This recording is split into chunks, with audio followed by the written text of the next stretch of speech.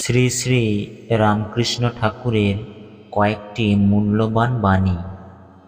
যে ব্যক্তি কোনো স্বার্থ ছাড়াই অন্যের জন্য কাজ করেন, ঈশ্বর তার সর্বদাই মঙ্গল করে থাকেন।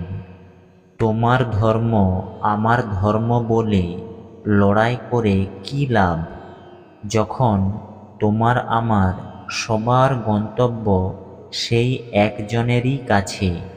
একটা কথা সর্বদা মাথায় রাখবে, জীবনে গুরু সবাই হতে চায়, তবে শিষ্য হবে কজন? যদি তুমি শিষ্য না হতে পারলে শিখবে কিভাবে জগতের নিয়ম কানুন? তুমি জীবনে যতই সুন্দর হও আর যতই কুৎসিত হও, তোমার মধ্যে যদি ঈশ্বরের প্রতি ভক্তি না থাকে, তবে সবই নিরর্থক।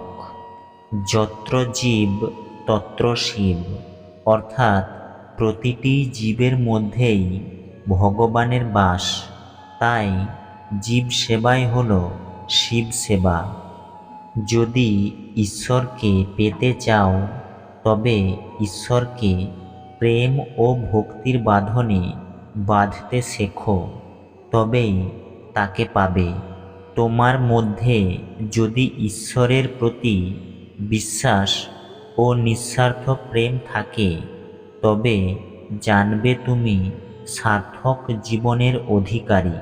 তোমার মনের মধ্যে কখনো লোভ, ক্ষোভ, হিংসা পুষে রেখো না, কারণ মন হলো মন্দির, যেখানে শুধুই থাকবে ঈশ্বরেরই নাম, ভক্তি ও প্রেম।